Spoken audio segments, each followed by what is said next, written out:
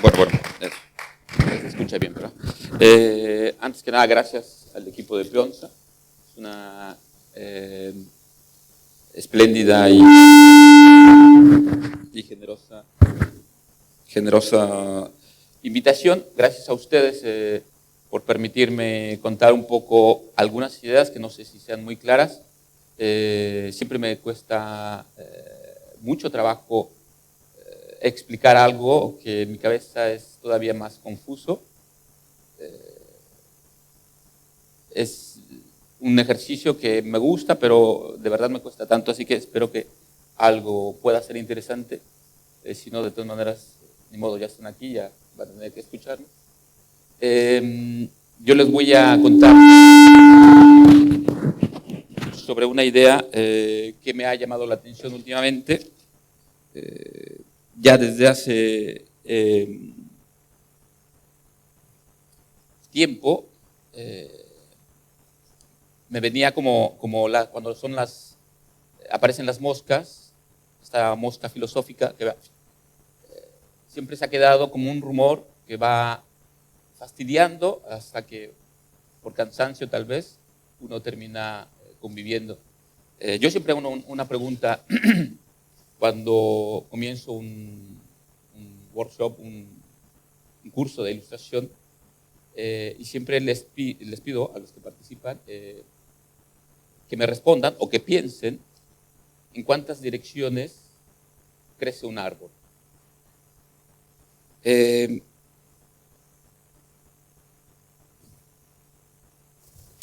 presagio de la ilustración. Bueno, hay dos partes. Trataré de concretarme en esta primera parte, que es la más, como ven, es un poco confuso, pero trataré de que sea ordenado y después mostraré un libro para ver que esto no es tan absurdo como parece. Pero cuando comencé a ilustrar tenía la sensación de que aquello que estaba ilustrando era exactamente lo que necesitaba para entender algo en ese momento de mi vida que no sabía. Quiero decir, parecía que el solo hecho de ilustrar un libro me trajera una respuesta exacta a algo que ni siquiera yo sabía que necesitaba. No sé bien qué generaba o qué lo generaba, si eran las palabras del escritor, las imágenes que me venían a mente, la intención esotérica de mi editor, el aroma a vainilla del papel, o simplemente era que el universo parecía decirme algo. Pero era como si hubiera un saber que no sabía que sabía. Y era el caso de ilustrar el texto para poder reconocerlo. Ilustrar, desde mi punto de vista, era como una premonición de los días. Todavía hasta hace poco pensaba, se trataba de una idea ingenua, solo que con el tiempo esta sensación terminó siendo una convicción. Por ello desearía centrar esta charla, que debe de hablar de imágenes y procesos creativos, para reflexionar sobre esta capacidad que tenemos de intuir. La intuición como una verdadera capacidad de conocimiento. Sabemos que vivimos en un mundo utilitario, de alejamientos, sin pausas, de celeridad, y desde mi punto de vista hemos ido inhibiendo las otras superficies de tanto aquello que nos conforma como personas, como seres humanos. Nuestro entorno se limita a todo aquello que es visible y sobre todo tangible. Pero yo estoy convencido que sucedemos en universos visibles, pero sobre todo invisibles. Ilustrar lo invisible. Cuando empezamos a ilustrar es relativamente fácil dibujar una manzana, un árbol o una casa, pero cuando nos toca ilustrar entendidos humanos como la nostalgia, la pasión, la inmensidad, permanecemos atados en la superficie. Es cierto que contamos con el uso de la metáfora para agregar otras lecturas o esas posibles interpretaciones, pero pareciera más de las veces que nuestros dibujos nuestros libros, hablo de los míos, mis libros, o en general, no lograran atravesar el símbolo y terminaran siendo lápidas. He entendido, por supuesto, que no existe imagen o palabra alguna para contener estas amplitudes en su profundidad y dinamismo. Pero estas indeterminaciones son fuerzas que lo mueven todo, como la gravedad, la cual no vemos, pero estamos sujetos. Diría yo, nos conforman las agitaciones de lo invisible.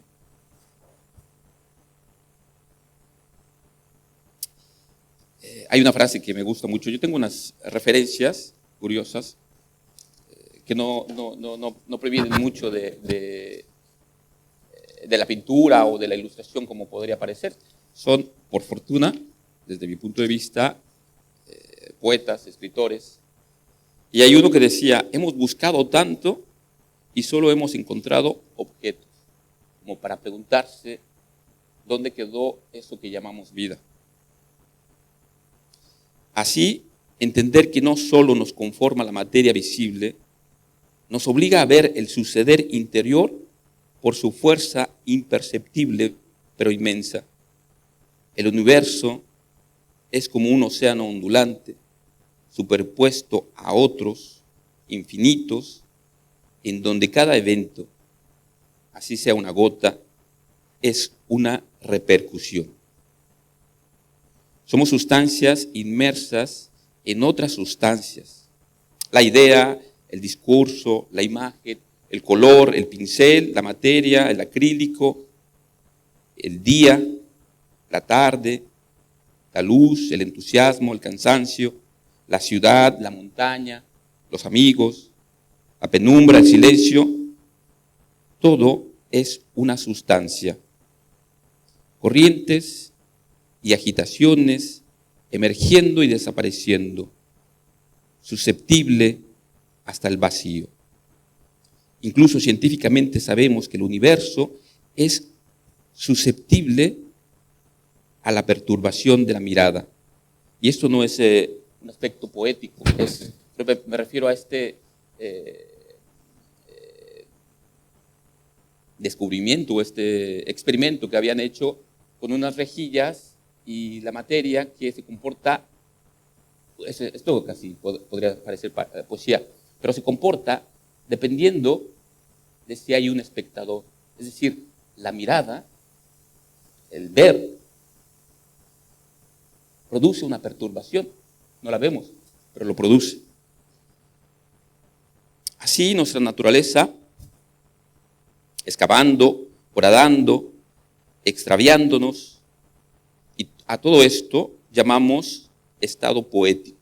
Es decir, eso que no sabemos decir y que a veces el poeta nos enseña a decir, o el pintor nos muestra eso que no sabíamos ver, pero que estaba ahí. Justamente existen aquellos llamados poetas, que yo considero una línea muy pequeña, muy delgada, muy etérea, que existe entre los poetas y los locos, pero además los niños. Y por eso he puesto esta imagen, porque hay dentro de mis referentes hay un director de cine, Theo Angelopoulos, que, como les digo, yo cuando encuentro a una persona que es así espléndida, que enseña su saber a través de lo que hace, lo considero como un Caronte de los que te hacen pasar de un lugar a otro. Y él tiene en este discurso que él hace, hace comparaciones sobre las morfologías del niño y del poeta. Y de verdad, si nos ponemos a pensar, son iguales. Son dos personas abandonadas, en el sentido de que el niño viene al mundo y el poeta es consciente de que está solo. Y algo muy bello, los niños y los poetas buscan palabras. El niño aprende a decir eso que ve, la familia, eso que siente. Hay una escena muy bonita de El libro de la selva, cuando está llorando, le dice eso, porque no sabía por qué estaba llorando, le dice, eso Eso es tu conciencia, eres tú. Entonces, los poetas también buscan palabras. Eso que no saben o que no sabemos decir, están todo el día ahí rumiando, pensando sobre la palabra. Y al final hay una escena muy bonita de este film donde es un niño inmigrante y un poeta que sabe que va a morir lo encuentra. Los seres abandonados. Y a cierto punto, el poeta, que se dirigía al hospital, por un accidente lo encuentra, pero se ve que tiene miedo el poeta, porque sabe que va a morir. Y el niño le dice, le comparte, un juego. ¿Estoy haciendo algo mal? No, es que... ¿Así? Un juego para desaparecer el miedo. Le dice, ¿sabes? Yo cuando tengo miedo invento palabras. Y el poeta le toma la mano y parece como este juego del arte, de la creación, de la literatura, del libro álbum, donde nosotros dispersos nos encontramos en la inmensidad del otro. Bueno, el estado poético excava y nos devuelve preguntas que al leer e interpretar generamos la continuación de emanar sus cauces por nuestra propia savia. Dicen los poetas que cada vez que leemos renace la palabra y con ella el universo se renueva. Hay la idea de establecer la intuición como una sonda que nos alumbra la imagen en su superficie. Porque la constitución del intuir es conformada de la misma sustancia de esos lugares íntimos donde sucede lo que no vemos. Lo llaman intersticios o abismos plegados a una urdimbre enhebrada en la imagen o en la palabra. No es gratuito hablar de sublecturas o libro álbum polisémico como modelo en las narraciones o en este mundo contemporáneo. Pero esto ya existía desde siempre, desde que ha existido el ser humano.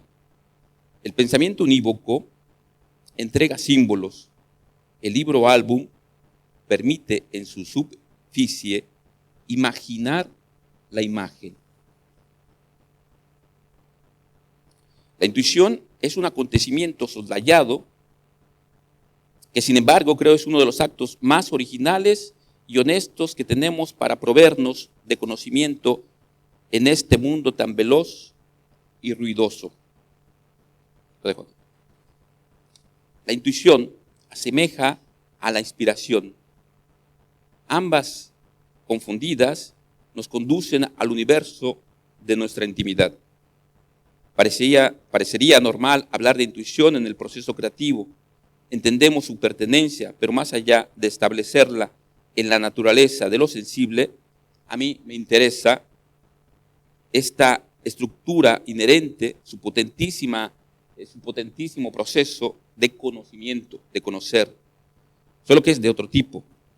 Además, la intuición permite ubicarnos en el centro ontológico de cualquier actividad creadora como es el leer o dibujar o escribir o pensar. Es decir, no importa el libro, no importa la palabra, no importa el discurso, importa la vida, el ser humano, y nos volvemos con la intuición protagonistas. Es lo que en general, o en un término más estricto, o incluso etimológico, es lo que llamamos poiesis. Todos estos son formas de pensar. La intuición no solo es estar conectados y percibir, es además un ejercicio de inteligencia orgánica entre nuestro conocimiento ingenuo y el conocimiento ingenuo del universo. Un filósofo, Schelling, propone una memoria en el absoluto, que navega en los vientos del universo y que nos impregna. Así de sencillo. Uno puede ir caminando por la tarde en la ciudad, en la montaña, alejado, acompañado, pero es como si fuéramos un barco surcando el conocimiento de la naturaleza, de la flor, de la hierba. Hablamos de una conexión o vinculación fundamental. Es una interlocución en general. Decía Quevedo, este poeta que conocen, vivir en conversación. Que vivir en conversación es una forma fundamental de algo que tenemos por naturaleza, que es describir. Éfrasis. Éfrasis es simplemente el hecho de describir.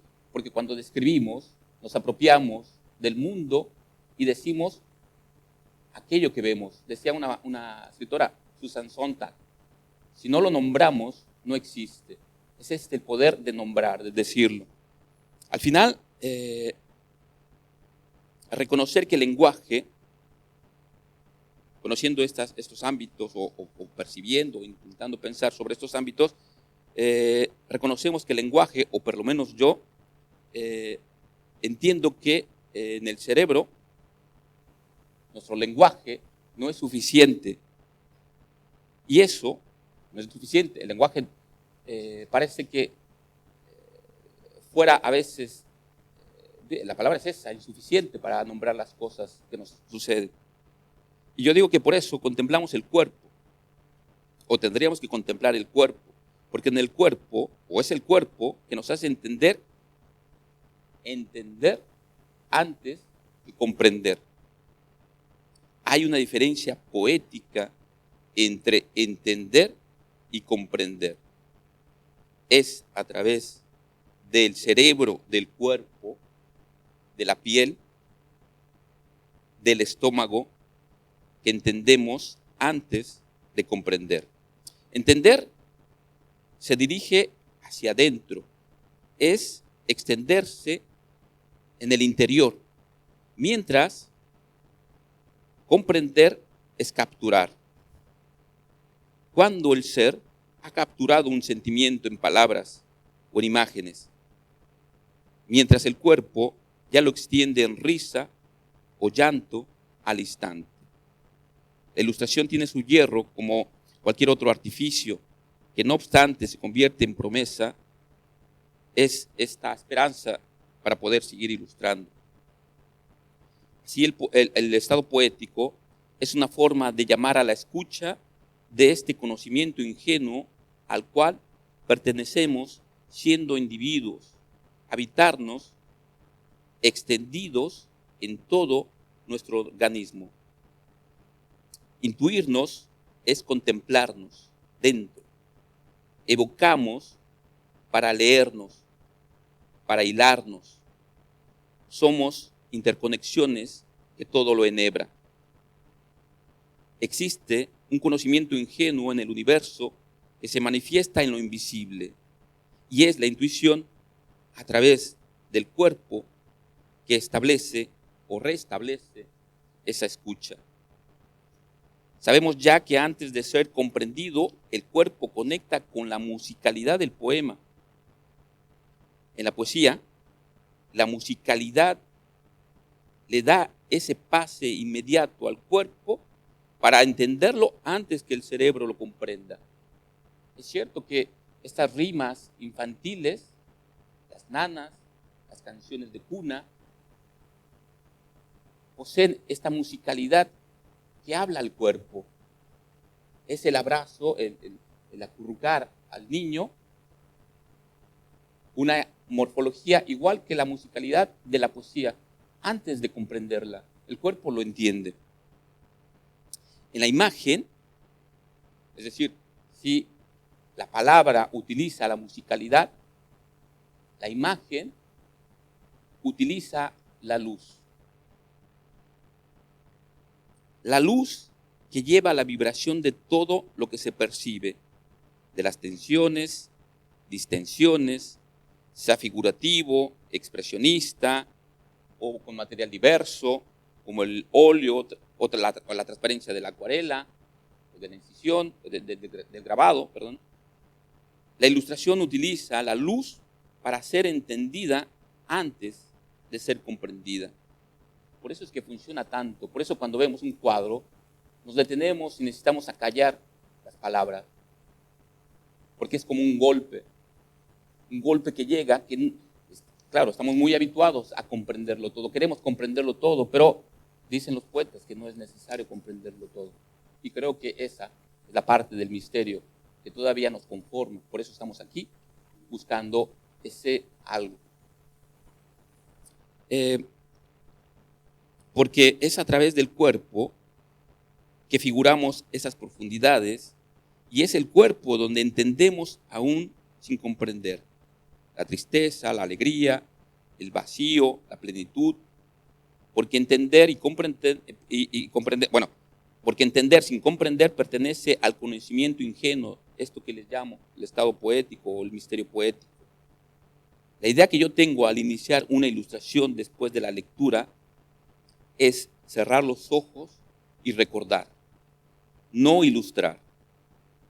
Y en la intuición, todo aquello que dibujamos sin saber el por qué, a mí me pasa que a veces cuando la mano empieza a hacer algo y no sabemos por qué, al pasar el tiempo o el trabajo, o meter otro color, o irse a comer, o irse a dormir o a llorar, no lo sé, y regresar al dibujo,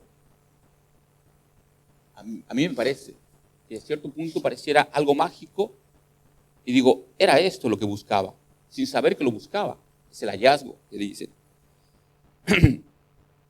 Y por eso digo que el cuerpo es importante en la ilustración, o en la imagen, o en la vida. Porque el cuerpo, y lo digo así, perdonen si no se comprende, pero tal vez lo entiendan. El cuerpo es un consecutivo de sustancia que se mueve, que es agitada por las perturbaciones del asombro, del miedo, y resuena como dibujo. Pensemos que el libro álbum refleja el universo, no para hacer el lector más erudito, o para que sepa más, o para enseñar algo. Para mí el libro, para mí la imagen, o libro álbum, es simplemente una ocasión para hacer.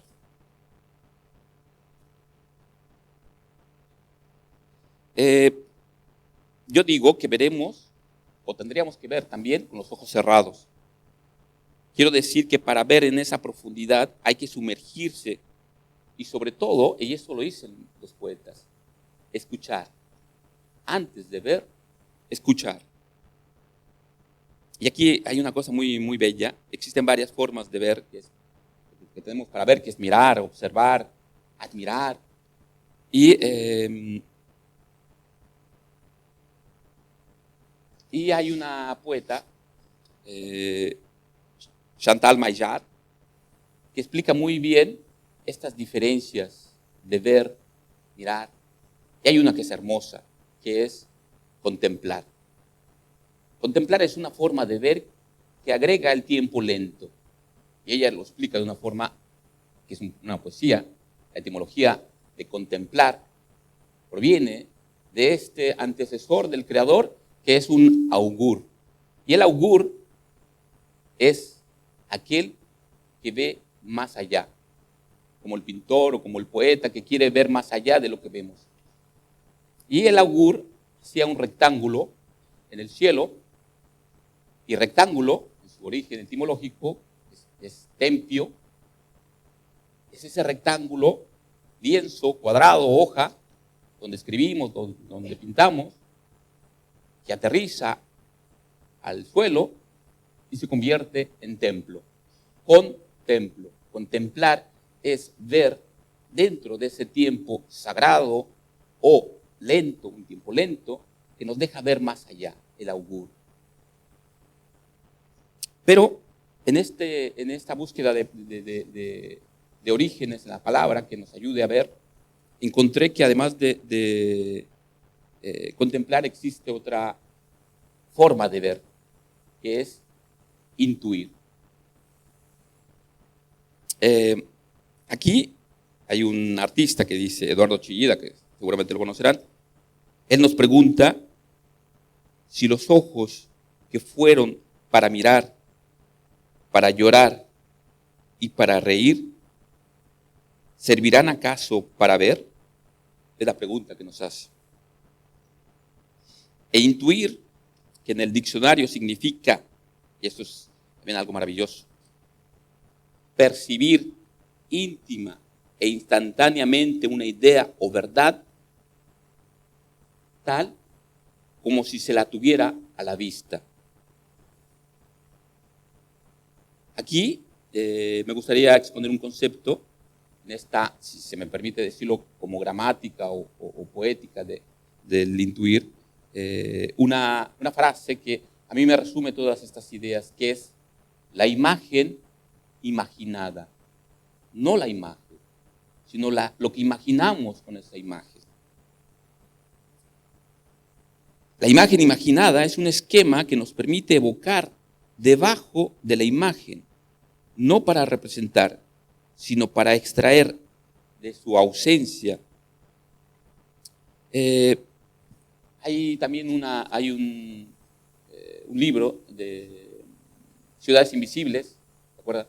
Yo cuando estudiaba teatro nos lo hacían estudiar y nos preguntaba el maestro, ¿de cuántas ciudades habla? Y evidentemente con el título Ciudades Invisibles teníamos ahí un dato. Pero era muy curioso cómo Marco Polo, que había viajado por las ciudades, hablaba de esas ciudades recorridas, pero además existía una nueva ciudad que Marco Polo la inventaba al narrar. Pero además existía otra ciudad invisible que era la que el rey imaginaba cuando escuchaba a Marco Polo narrar de esa ciudad. ¿Cuántas ciudades, cuántos libros hay abajo de un libro? Y aquí justamente está esta imagen, que es un poco tétrica, pero ahora les explico porque es una idea de un filósofo, de Heidegger, para explicar la idea del esquema que existe en la imagen, que es para mí un ejemplo muy claro con la máscara mortuoria. Porque nos hace entender que la imagen es como una máscara mortuoria. ¿Qué quiere decir? Que cuando hay un ser vivo, hay pulsiones, perturbaciones, quiero decir, de movimientos, de fluidos, de energía, de vida, que nos mueven los músculos, los gestos, y nos hacen una topografía también del cuerpo, de cómo nos movemos, cómo dibujamos, las expresiones. Ahí, abajo, la vida, arriba, el rostro. La imagen es este intento por retenerla en una máscara sobre aquella topografía, pero que es sobre un cuerpo muerto. Es esta la idea que tiene Heidegger para explicar la superficie, lo que está abajo.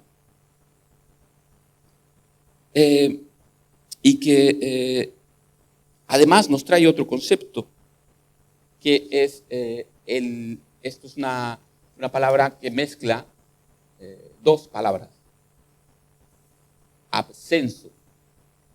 Y absenso es tendría una idea, un decir más en italiano, de senso, sentido. Es decir, el absenso es el sentido de la ausencia.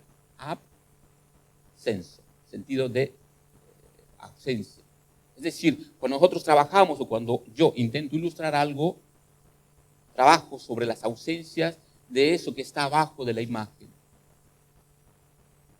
De ahí el concepto de absenso, porque no es la presencia, es la ausencia, el debajo, subyacer. Y aquí hay una frase, de nuevo los poetas, ¿no? Hay una poesía de Alejandra Pizarnik que dice: Alejandra, Alejandra, debajo estoy yo, Alejandra, tal cual como libro álbum. Todas estas ideas bien podrían comentar una gramática de la intuición en la creación o en el libro álbum. Y es aquí donde, según yo, se borra la línea que separa el mundo real de lo que llamamos ensoñación. Gaston Bachelard llama reverie, que no es más que un estado de nosotros, de nuestro cuerpo, que tenemos para esparcirnos. Y aquí viene otra parte. Es justamente para no hacer nada. Pero tendríamos que recordar esa idea del doble sentido o de los dos significados de inutilidad. La utilidad de lo inútil, que es el espacio de la imaginación. Crear con estos entendidos es enraizar la imagen, acotar entornos a la forma y objetos, despertar vínculos para que se convoque el universo a la luz de otra lectura. Pienso en las resonancias que titilan en el referente de la nube, pero no la nube. Todo aquello que vemos en la nube vive antes dentro de nosotros, dice Chillida. Nuestro perímetro estético, o de lo que vemos, es solo una superficie, justo esta morfología para emerger y desaparecer. La idea de absenso de Jean-Luc Nancy es una idea que le da sentido a la ausencia, a la imagen. En ese sentido, la ilustración es solamente un lugar de ausencias, enterradas, faltantes y evocaciones. Se ha dicho que la palabra nos crea, que leer construye horizontes por donde andar. Los libros ilustrados nos ayudan a imaginar. Pero todo esto es una forma de pensar, y pensar nos da peso, nos da gravedad. Pensar con el cuerpo es una forma de gran conciencia porque es refiriéndonos al absoluto que somos. Intuir es solo el pensamiento ciego de las memorias en las que surcamos. Intuir por cada pensamiento, por cada mensaje escuchado o leído, por cada dibujo hecho o visto. Es también ocasión de extendernos con el universo. Al final, no hay nada más honesto que el cuerpo. Y, por último, para acabar, yo quiero mostrarles rápidamente, aquí tendría que poner, me viene a ayudar, todas estas ideas vertidas en un libro o algo.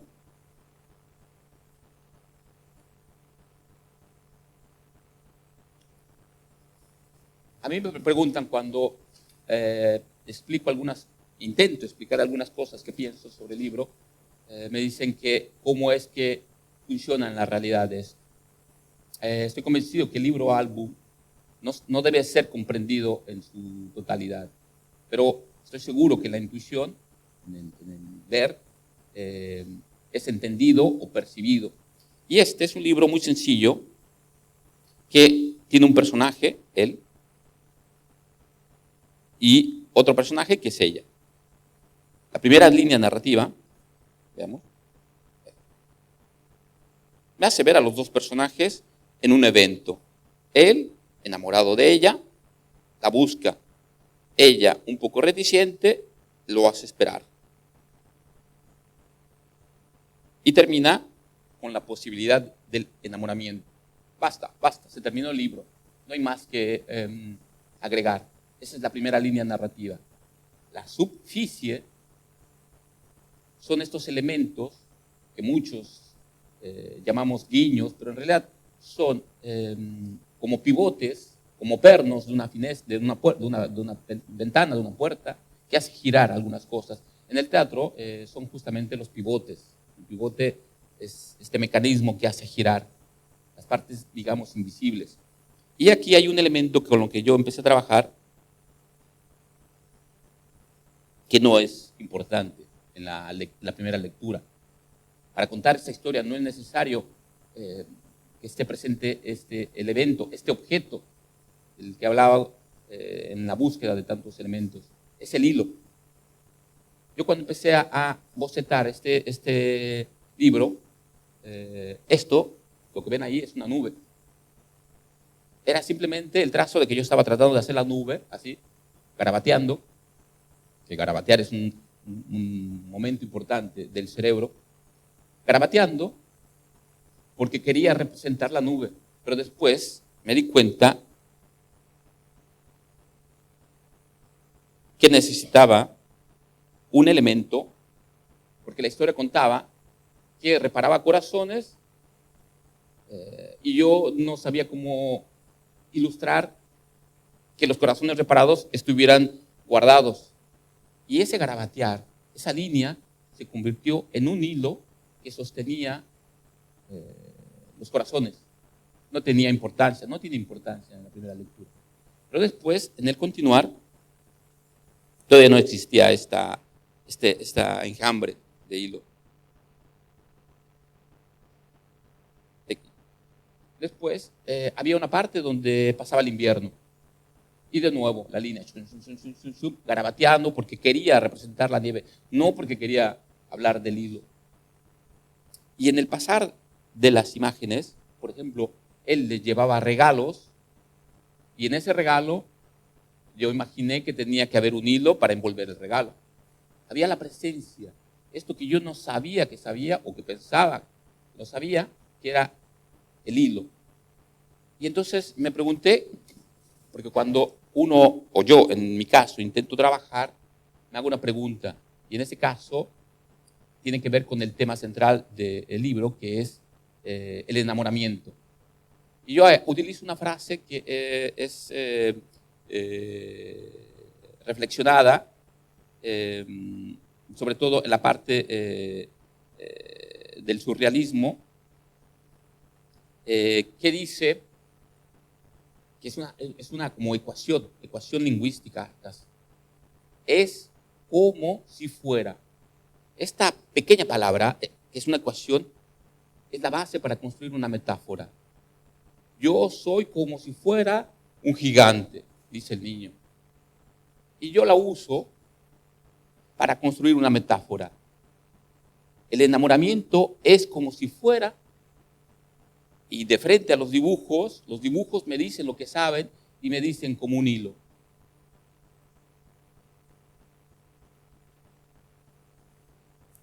¿Dónde tengo, señor?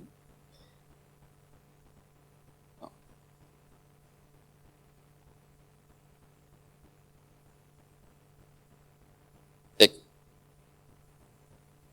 Esto yo no lo pensé, fue la casualidad.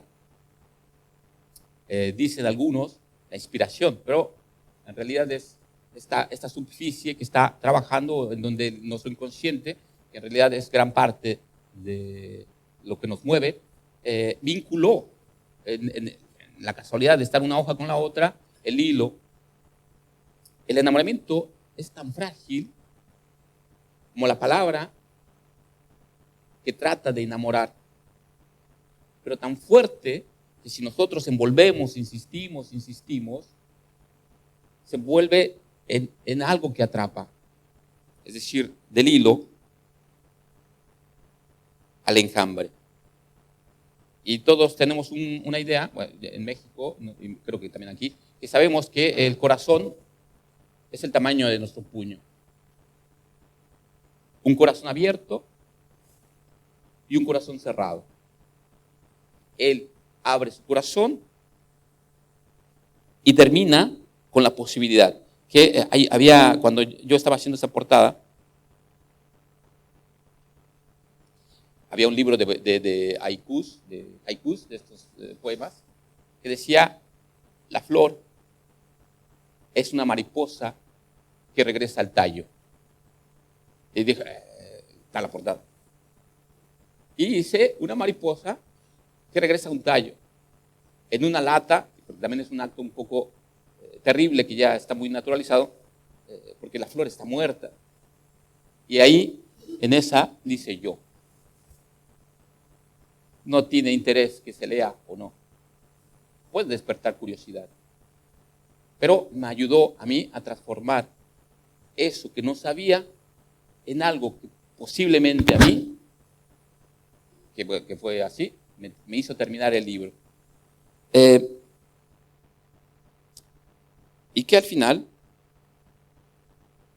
el hilo es un elemento importante, o por lo menos que insiste, y que me hace encontrar otras lecturas, como por ejemplo, el pequeño, aquí no se ve mucho, pero en esta parte hay un pequeño gusano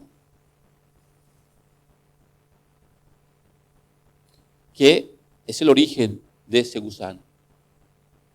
Es un caracol. Hay un alter ego. Yo utilizo mucho líneas muy básicas para su posibilidad de encontrar visualmente, porque de alguna u otra forma el personaje es como un gusano. Ahora les explico por qué. Un gusano que está dentro de un caparazón. Por el enamoramiento sale igual que el gusano. Y a cierto punto, cuando es rechazado, se siente como un gusano. Eso fue el juego. Y después, esto se convierte en posibilidad que desde mi discurso, desde mi lógica, cuando estaba trabajando, ese puño abierto que envuelve el puño cerrado lo convierte en crisálida, que es la justificación para ver aquí la mariposa de la que hablaba el poema. En realidad es un juego. Me preguntan si esto, tengo la seguridad de que se va a leer. No, no tengo la mínima. Pero hay una cosa que después a mí, y con esto terminaría, una frase que siempre repito de Saramago, que a mí me hace entender algunas cosas. Saramago dice que somos como mapas transparentes, mapas así geográficos, somos trazos sobre una hoja transparente. Y las historias son otros mapas que otros han escrito. Y aquí viene lo hermoso, que en el acto de la lectura se sobreponen y en el libro habrá puntos en donde el lector y el autor coincidirán. Habrá puntos ciegos, lo que le llaman la parte ciega de la imagen, que el autor no va a tener idea, que pertenecen al lector, son suyos. Y habrá lugares del autor que el lector nunca va a pisar, porque también le pertenecen a él. Y en esta lectura, la sobreposición de estos entramados es lo que hace justamente, o le da la maravillosa oscilación al libro. Bueno, yo terminaré así. Les agradezco, no sé si me pasé de tiempo. ¿No? Perfecto. Bueno, eso. Gracias. Listo. Terminado.